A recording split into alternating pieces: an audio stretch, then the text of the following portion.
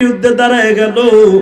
উতবার ছেলে ওলীদ কিন্তু বাবা অনেক বড় শক্তিশালী বীর যোদ্ধা ছিল। বেঈমান আবু বকর ঘাড়ের উপরে এমন জোরে আক্রমণ করলেন, এই ঘাড়ের বাজুটা কেটে পড়ে গেল। এই ঘাড়ের উপর আক্রমণ করলো, ঘাড়টা পড়ে গেল। হযরত আলী দেখলেন আমরা তিনজন আসলাম, তিনজনের ভিতরে একজন শহীদ হয়ে যাবে, আর তুই বেঈমান আস্তা তাবুতে ফিরে যাবি, হতে পারে না। হযরত আলী 10 হাত দূরের থেকে জাম্পিং করলেন, একটা জাম্পিং করে বেঈমানের বুকের উপরে উঠাইয়া মাথাটা দু টুকরো দিয়ে বলে, জাহান্নামে যায় দেখ কত স্বাদ লাগে। তিনজনকে দুনিয়ার থেকে খতম করে দিয়া কচু গাছের মতো কাঁদতেছে বাবা। হঠাৎ করে হামজা বলে, আলী রে, আবু বকর এখনো পর্যন্ত জানটা বেঁচে আছে, ওর মাথাটা একটু রানের পরে নিয়ে দেখ তোর মনে কোনো আশা আছে কিনা।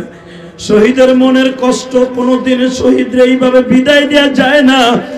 আবু বকরকে টান দিয়ে যখন আলী রানের উপরে শোয়াইছে, সঙ্গে সঙ্গে বলে, আলী রে, আমি তো দুনিয়া ছেড়ে যাবো, যাইবার আগে একটা আকুল আবেদন শুনবানি, আমার নবীর মৃত্যুর আগে এক নজর দেখাইবে।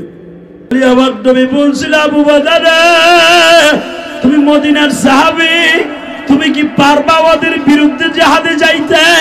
আমি বড় গলায় বলছিলাম, নবী জীবন দিব, মুসলমান মরলে শহীদ, বাঁচলে গাজী। হয়তো আমি এখন শহীদ হয়ে যাব, মৃত্যুর আগে আমার নবীর যদি এক নজর দেখতে পারতাম। ও বাজান, আমার নবীর দেখার আকাঙ্ক্ষা কার অন্তরে আছে, এখন তুমিও কাঁদবা। ওই সাহাবীর মনের আশা যদি পুরা হতে পারে, তোমার আশা কেন পুরা হবে না? আবু বকরকে হযরত আলী ঘাড়ের উপরে নিয়ে দৌড় শুরু করলেন, যেখানে মসজিদে আরিশ, এই জায়গায় আমার নবী বসে আছে। আবু বকরের নবীর রানের উপরে শোয়াই দিয়ে বলে, ইয়া রাসূলুল্লাহ, আপনার প্রিয় সাহাবী আবু বকর। নবী আমার আবু বকরকে রানের পরে শোয়া দিলেন। আবু বকর শরীরের রক্তগুলো নবীর গায়ের মধ্যে স্পর্শ করতেছে। বাবা আমার বিশ্ব নবী বলে, আবু বকর রে, শহীদের মৃত্যুর আগে আকাঙ্ক্ষা পুরা করতে হয়। বাজান তোর মনে কোনো কিছু চাই কিনা? বাজান আমি দেখবো আশিকে রাসূল এখানে কয়জন আছে, শুধু মিষ্টির আশিক আর আশিকে রাসূল কয়জন প্রমাণ হয়ে যাবে। আবু বকর কথা শুনে বিশ্বনবী বললেন, তোমার মনে কোনো আশা আছে কিনা? আবু বকর বারবার বলে, নবীজি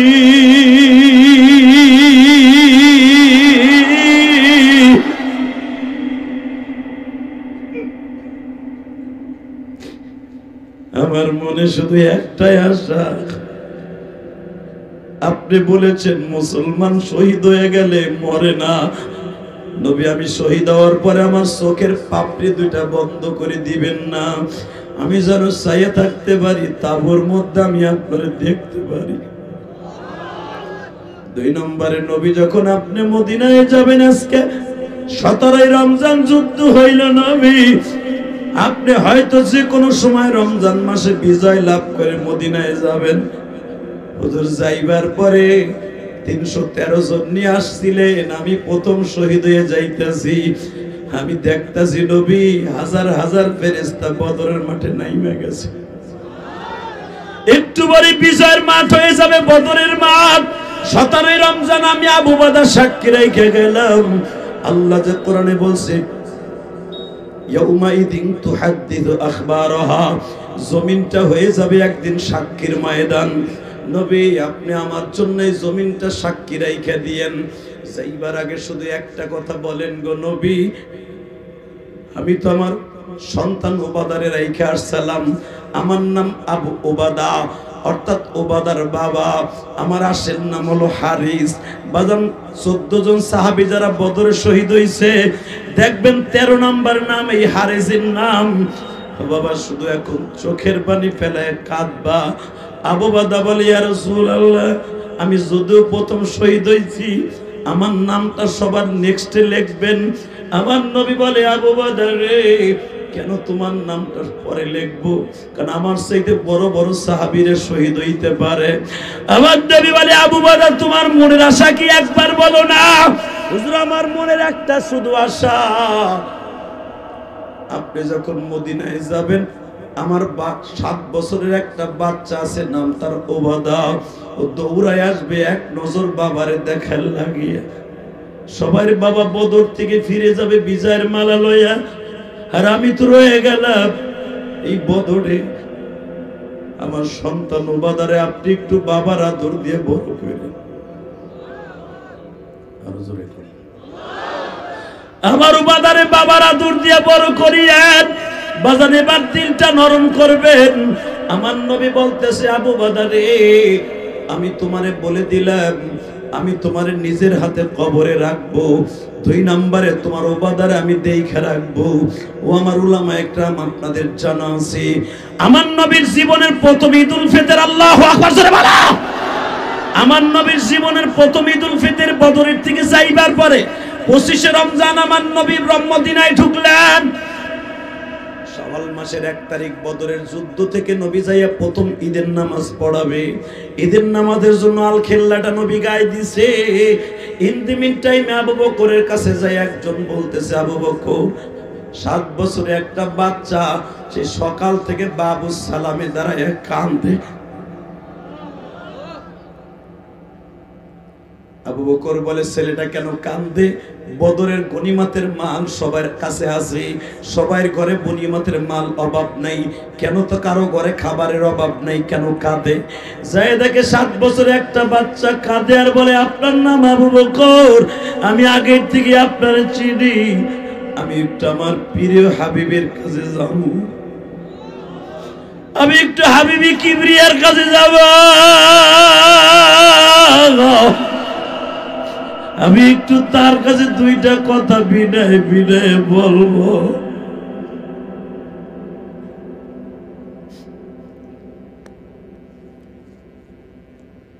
আবু বকর বলে, তুমি আমার কাছে বলো, আমি বলে দেব। নবী ঈদের নামাজের জন্য জীবনের প্রথম ঈদের নামাজ 6 তাকবীরের সহিত জীবনের প্রথম নামাজ জিবরাইল শিখাই দিয়ে গেছে। অতএব এই নামাজটার জন্য নবী প্রিপারেশন নিচ্ছে। তুমি বলো আমার কাছে কি বলতে হবে। বলে, না রে আবু বকর, তোমার কাছে বললে আমার মনের আশা পুরা হবে না, আমি আমার নবীর কাছে আমি নিজে বলবো। আবু উবাদারে আবু বকর হাত ধরে টেনে টেনে যখন বিশ্ব নবীর কাছে নিয়ে গেছে, উবাদা একটা দৌড় দিয়ে নবীর বুকের সাথে মাথাটা লাগায় বলে, নবী গো, আমি কি অপরাধ করছি? মদিনায় সবার বাড়িতে ঈদের মার্কেট হয়েছে, আমার বাড়িতে ঈদের মার্কেট হয় না।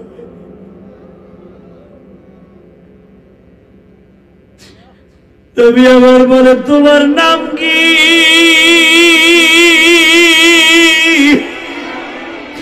হুজুর, আমার নাম উবাদা। আমার বাবারে আপনি ডাকতেন আবু উবাদা বলিয়া। 12ই রমজান যখন আপনি আমার বাবাকে নিয়ে যুদ্ধে যান, আমি আমার বাবার পিছনে পিছনে যাইতেছিলাম, আমার বাবারে বারবার বলতেছিলাম, আব্বু তুমি কবে আসবা? আমার জন্য মজা নিয়ে আসলো, আমার জন্য কেউ তো কিছু নিয়ে আসলো না। আবার নবী উবাদারে কোলে নিয়ে বলে, উবাদারে তুমি তো তোমার বাবারে দেখছো, তোমার নবী জীবনে কোনোদিন বাপ বলে কাউরে ডাকে না। তুমি তো একদিন বাবার কোলে উঠছো 7 বছর পর্যন্ত, আর আমি 6 বছর বয়সে মা হারাইছি। আমি জীবনে কোনোদিন কাউরে বাপ বলে ডাকি না। আল্লাহ দেখো, আমার নবীর কথা শুনে যারা কাঁদে গো, আমি জানি না এখানে কার মা নাই, বাবা নাই। আজকে 7ই ফেব্রুয়ারি, আজকে ফেব্রুয়ারি মাসের 7 তারিখ, ময়মনসিংহ হালুয়া ঘাটের জমিনে বসে আল্লাহ তুমি দেখো হাজার হাজার মানুষের মাঝে কার যেন জনম দুঃখ, বাবা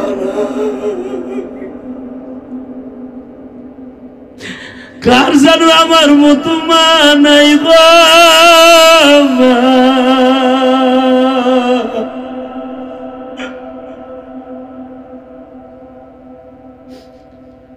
12 বছর বয়সে মা হারাইছি। ওই গোপালগঞ্জের জমিনে ঘুমিয়ে আছে আমার মা। এ আমার হালুয়াঘাট ময়মনসিংহের বাইরে তোমাদের চেয়ারম্যান সাহেব বসে আছে, সহসভাপতি সাহেব বসে আছে, কত শত শত তালবে আলিম বাবাজিরা বসে আছে, মাদ্রাসার কত ছাত্র এতিম আছে বাবা। আমি কয়েক বছর আগে তোমাদের এই বালিয়া আছে না, বালিয়া বালিয়া বালিয়া মাদ্রাসার থেকে বাবা কয়েক কিলোমিটার দূরে এক মাদ্রাসা আসছিলাম। আমি একটা ছেলের মাদ্রাসায় যখন পাগড়ি দিতাছি, হঠাৎ করে ওই ছেলেটা আমার অনেক খেদমত করছে, আমার পাও হাত টিপা দিছে বাবা। আমারে বলে হুজুর আমি আপনার অনেক ভক্ত। আমি বললাম কেন বাবা? বলে হুজুর আপনারও মা নাই, আমারও মা নাই।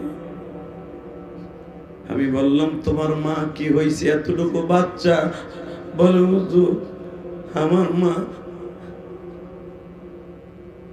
আমার মাদ্রাসায় ভর্তি করে দিয়ে চলে গেছে।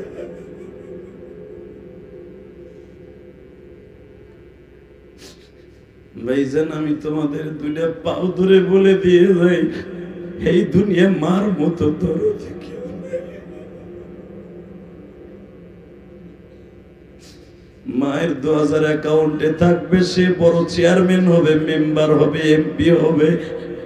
হে ভাই ময়মনসিংহের বাইরে আমি জানি না কার মা নাই কার বাবা নাই, চোখের পানি ফেলেন কাঁদবা। আমার বিশ্বনবী বলে যে এই সন্তান মায়ের জন্য কাঁদে, তার মায়ের কবর আযাব আল্লাহ এমনি মাফ করে দেয় গো বাবা। আমি ইলিয়াসুর রহমান জিহাদি 12 বছর বয়সে মাদ্রাসায় যখন গেছি, মাত্র একটা বছর মাদ্রাসায় পড়ার পরে পরীক্ষার হলে আমার কানে খবর গেল আমার মা নাই। এ তালবে আলিম বাবাজিরা পরীক্ষার হলে যখন শুনলাম আমার মা নাই, মা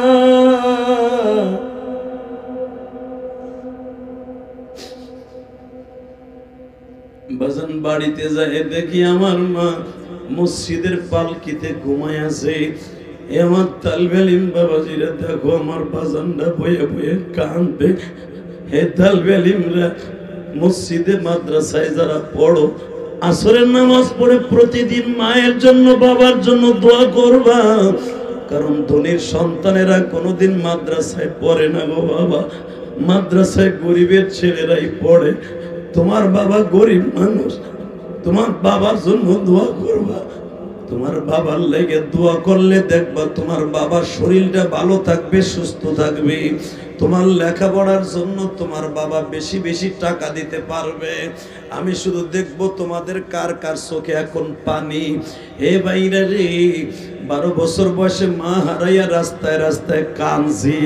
আমার নবীও মা হারাইয়া কাঁদছে।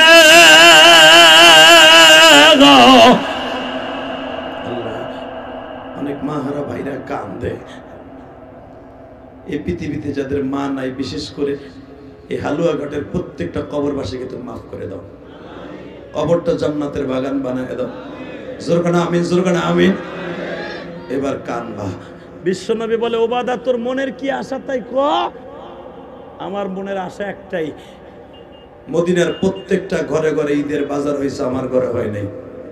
আমার কেউ একটা জামা কিনে দেয় নাই। তোমাদের এখানে অনেক বড় বোন মাদ্রাসা, দাওরা হাদিস মাদ্রাসা আছে না? হ্যাঁ, অনেক এতিম ছেলে আছে, যায় দেখবা একটা ভালো শীতের পোশাক কেনার মতো তৌফিক নাই। আমি ইলিয়াসুর রহমান জিহাদি বাস্তব কথা বলে গেলাম। পরিচয় দিলে তোমরা চিনে ফেলবা। বাংলাদেশের কিং খান যারে তোমরা বলো, একই জায়গার মানুষ, আমরা একই ফ্যামিলির সন্তান। আমার মা যখন মারা যায় তখন ওর আপন চাচা, অর্থাৎ শাকিব খানের আপন চাচা আমারে বলছিল, ইলিয়াস রে, তোর বাপ যদি তোর লেখাপড়ার পয়সা না দেয় আমি দিব না। আমি সে কথাটা এখনো বলি নাই, আমার ওয়াজ কমিটির বাইরে আমি এখনো বলি নাই। আল্লাহ আজকে আমাকে অনেক কিছু দিছে, আমি 4 কোটি টাকা খরচ করে কেরানীগঞ্জে একটা মসজিদ বানাইছি। আলহামদুলিল্লাহ জোরে বলতে পারলাম না? এই যে মামুন, ওর কাছে জিজ্ঞেস করবো, ও তো আমার মাদ্রাসায় গেছে, আমার মসজিদ দেখে আসছে। আমি কাউকে বলি নাই আমার 1 বস্তা সিমেন্ট দেন আপনি। আমার এই রক্ত পানি করা পয়সা, ওয়াজের টাকা দিয়া, আমার বাড়ি বেচা টাকা দিয়ে 4 কোটি টাকা খরচ করে জায়গা কিনা মসজিদ বানাইছি। আলহামদুলিল্লাহ বলতে পারলেন না? আমি দোয়া করি তালবেলি বাবাজিরা, তোমরাও একদিন আলেম হয়ে একটা মসজিদ বানাবা, মাদ্রাসা বানাবা, এই বড় বোন মাদ্রাসার মতো বড় একটা মাদ্রাসা বানাবা। আলহামদুলিল্লাহ বলো। এইটাই থাকবো, শুধু আমার দিক তাকাবেন। এবারে ওরা কষ্ট হয়ে গেছে, আর মাত্র কয়েক মিনিট পরে বিদায় দিয়ে দেব। এখন 12:15 বাজে, শুধু আমার দিক তাকাবেন আর ফেল করে আল্লাহর দিক তাকায় একটু চোখের পানি ফেলবেন। এই মুসলমানের পোলা, আমি ইলিয়াসুর রহমান জিহাদি,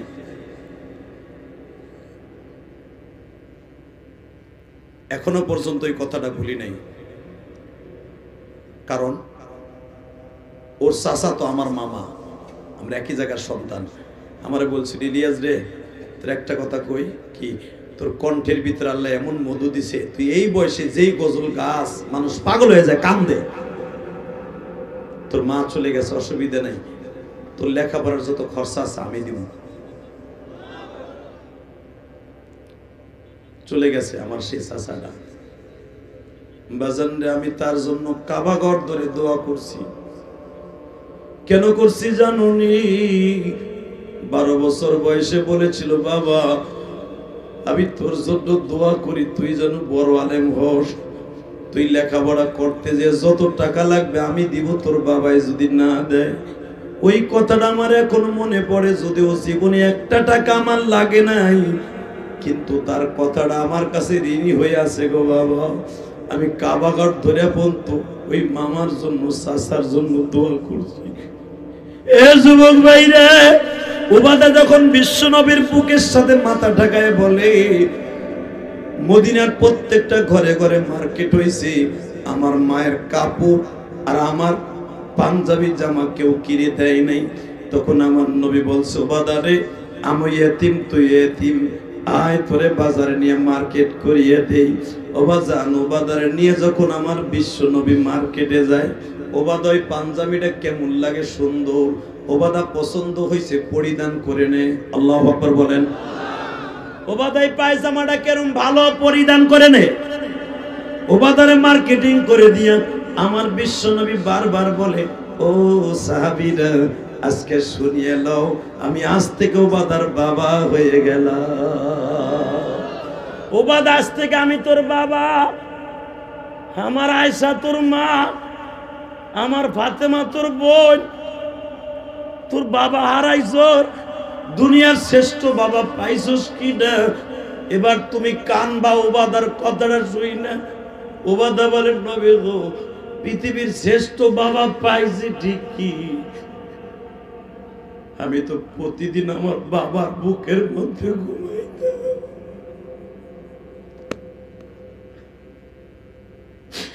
আপনি কি আর আমারে প্রতিদিন বুকে নিয়ে ঘুমাবেন? আমার নবী শর্ত লাগাই দিলেন, বুখারীতে দেখবেন, বাবুস সালাহ সাল্লান নবী। আমার নবী যেদিন মসজিদে ঘুমাইতেন, ওদিন উবাদারে বুকের মধ্যে নিয়ে ঘুমাইতেন। শুধু বাবার আদরটা বাদার, বাবার আফসোসটা মিটাবার জন্য।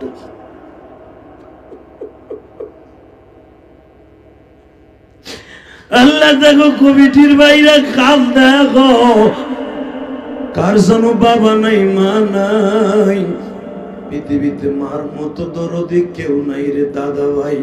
ওই যে আমার বাজানরা চাদর দিয়ে চোখ মুছে। হে যুবক, যেই মা বাবার শূন্যস্থান পুরা করার মতো কেউ নাই, ও মা বাবার জন্য দোয়া করার দরকার আছে না নাই? আছে, আছে, করবি। আমি আমার মায়ের ঋণ শোধ করার জন্য এই মসজিদটা বানাইছি। আমার মা 12 বছর বয়সে বলছিল, ইলিয়াস, যদি কোনোদিন টাকার মালিক হস, একটা মসজিদ বানাইস। আমার মতো বক্তার আপনি 1 লক্ষ টাকা দিয়ে আলো লস হবে না, কারণ আমি ডেলি ওয়াশ করি একটা। 2টা 3টা ওয়াজ আমার জীবনে কোনোদিন করি না। আমি একটা ওয়াজ করি, লং টাইম ওয়াজ করি, এবং আমি আসি সাইড থেকে 5 ঘন্টা আগে। কিন্তু আমার সবচেয়ে বড় কষ্টের বিষয়, সভাপতি খুব ভালো মানুষ, অল্প বয়স আল্লাহ সভাপতি বানাইছে, আল্লাহ কবুল করুক। বেড়াই মনে করছে টাকা দিলেই বুঝি বক্তা আসে। মনে রাখবেন, বক্তা মিস করে কমিটির দোষে। আজকে সকাল পর্যন্ত আমার একটা ফোনও দেয় নাই। এর লিগে আমি তো রওনা দিছি দুপুর 12টার সময়, রওনা দিয়ে হাল্লা অভিনয় করছি আমি যাবো না। সকালেতে ফোন তো ফোন দেন নাই, মাগরিবের আগ দিয়ে আসরে পরে আপনি আমার ফোন দেন, হুজুর ভাবছি তো আপনি আইবেন। আমাকে বাংলাদেশে বক্তা তো সস্তা হয় নাই, তাহলে ফোন দিবেন না বক্তা সুস্থ না অসুস্থ, মরে গেছে না বাইচা আছে, ফোন করে তো জানবেন। কি বলেন? আপনি নয় দেন না, বোরহানুদ্দিন আমার দাওয়াত দিছে, ও তো ফোন দেব। কয় হুজুর ভুল হয়ে গেছে আয়া বলেন। আমি কই না, মনে এই কথা কই মোবাইল বন্ধ করে থুয়ে দিছি। বেডার তো মাথায় মনে হয় গেরা উঠে গেছে। কিন্তু মনে রাখবেন, এটা মনে রাখবেন, বক্তার এখন এরকম নামও খারাম হয়ে যায় নাই যে এত ভালোবাসা পাইবার বড় মিস করব। রওনা দিয়া যখন কইছে আমি আয়া পড়ছি, এই যে 10 মিনিটের ভিতরে মনে হয় বেড়া ঈদের দিনের মতো খুশি হয়েছে। দেখেন বেড়ার বুকের মধ্যে হাত দিয়ে দেখেন ঈদের দিনের মতো খুশি। আলহামদুলিল্লাহ বলেন। দাদা আমি আসছি, আপনি খুশি হন নাই? আমি একটা সপ্তাহ ধরে, বিশেষ করে 3 দিন ধরে এত অসুস্থ। এ চাচা, এ চাচা, চাচা, ও চাচা,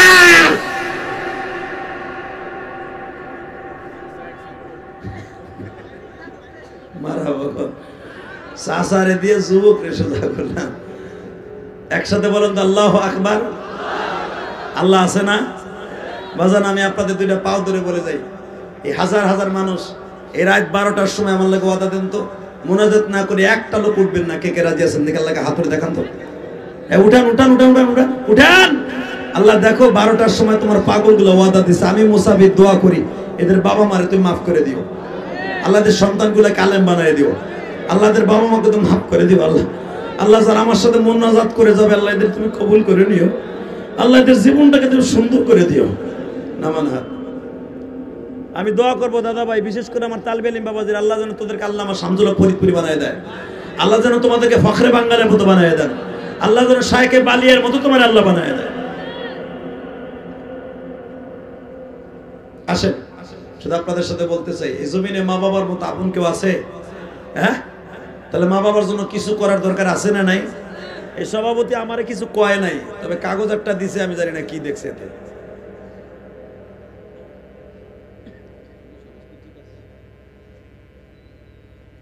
এই মুসলমানের বলা, শুধু আপনাদের কাছে আমার একটাই দাবি থাকবে,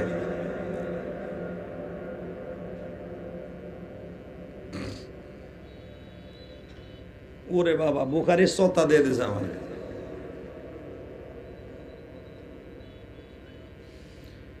আল্লাহ আল্লাহর কাছে আগে চাই যেরকম আমিন। আমি কিন্তু কালেকশনের বক্তা না। আমার দিয়ে 1.5 ঘন্টা 2 ঘন্টা ওয়াজ করাবেন, আবার কালেকশনও করাবেন, বিজিটা হয়তো 3 লাখ। কারণ রাস্তায় দাঁড়ায় যদি মাইক ধরে আমি কালেকশন করি, আমি আমার জীবনে মসজিদ মাসালে কালেকশন করে নাই, আমার নিজেরটা লেগে। তবে আমার ভাইরা প্রতিদিন হাজার হাজার টাকা আল্লাহ আমাকে দেয়, যেরকম আমিন।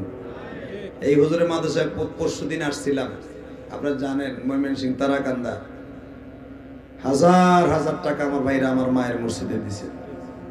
আপনারা দেখেছেন তারাকান্দা। শুধু আপনাদের খেদমত আরজ করতে চাই, এ রাত 12:15টার সময় কি চামো কেমনে চামো নিজেই বলতে পারতাছি না। প্রথমটা কি লেখছেন? জানালা 7 ফিট বাই 7টি জানলা। তোমার এলাকা আছে নি এগুলা? চান্দু একে টাউন নিমিয়া তাহলে আন্তাজে লেহে দাও, কয়া দিতা হুজুর আল্লাহর ঘর আল্লাহই দেখবো। কত ঠিক না বেটে? হ্যাঁ, তবে আমার মন কইতেছে, মনে হয় আল্লাহর এক বান্দা থাকতে পারে।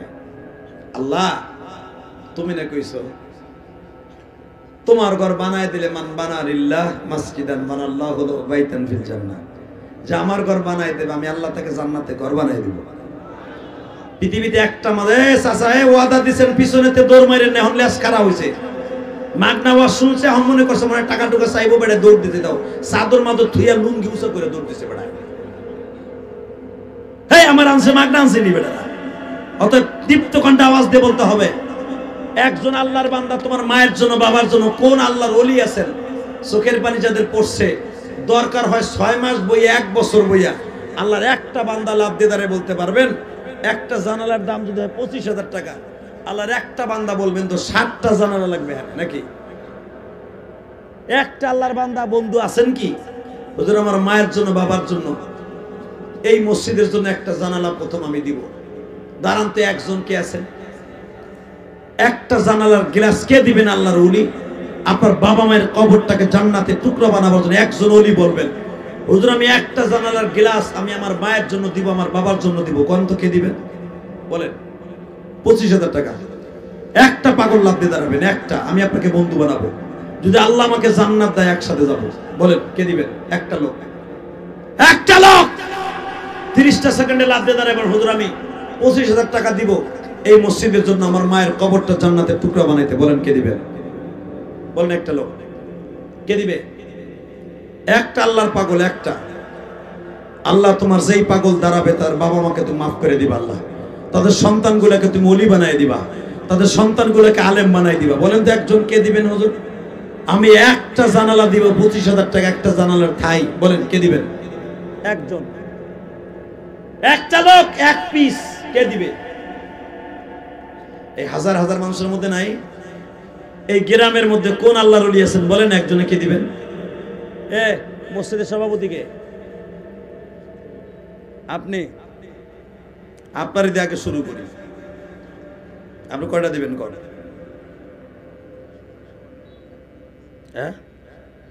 মাত্র 10,000। 10,000 হয়নি, তুমি একটা দাও। আর 15,000 বাড়াইলে তো একটা হয়ে যায়। নারায়ে তাকবীর! আল্লাহ আজকের মাহফিলের এই মসজিদের সভাপতি একটা থাই 25,000 টাকা। আল্লাহ জানি না তার বাবা মা আছে কিনা। আল্লাহ তার বাবা মাকে তো মাফ করে দাও। আল্লাহ তার সন্তানদেরকে কবুল করে নাও। সহসভাপতিকে নুরুল ইসলাম ভাই ইধার মে আও। নুরুল ইসলাম কো তুমি ভাই, তুমি একটা। নারায়ে তাকবীর!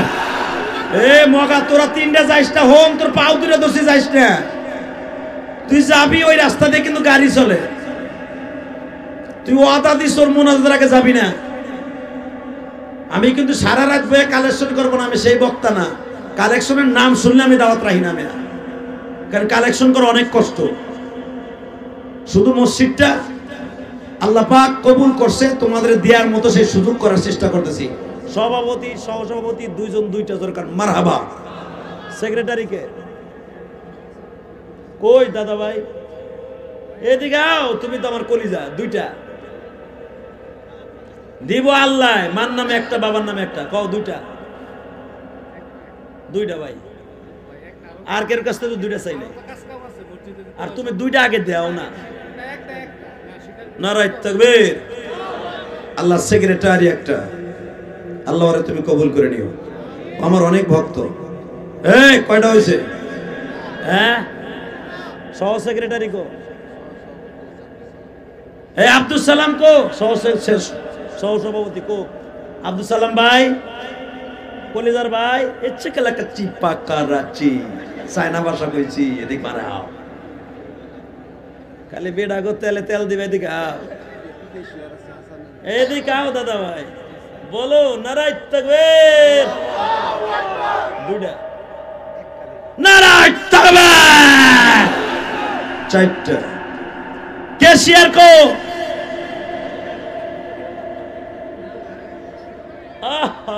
আমার বাবা। কয়টা? নারায়ে তাকবীর! কয়টা হইছে? আর মাত্র 2টা। ইলিয়াস রহমান জিহাদির ফেল বলতে কোনো শব্দ নাই জীবনে। কারণ আমি দান করার অভ্যাস আমার। বেটা কোটি কোটি টাকা দান করে হাত পাচ্ছি। ভাই বোন না, পরের ভাতে বাগুন দিয়ে আমি একা চলি না। আমি আল্লাহ রাস্তায় কোটি কোটি টাকা দিয়ে খরচ করে তারপর ওয়াজে আইছি। আমি চাইলে পাবো না কে? আলহামদুলিল্লাহ বলতে পারেন না? আমি আমার মসজিদ মাসাল লেগে জীবনে চাইলে না। কারণ এই যে 12-14 লক্ষ টাকা খরচ করে আমার মানসার মাহফিলে হাফিজুর রহমান সিদ্দিকী তিনি মামুল হক পর্যন্ত, এখন তো মামুন ভিতরে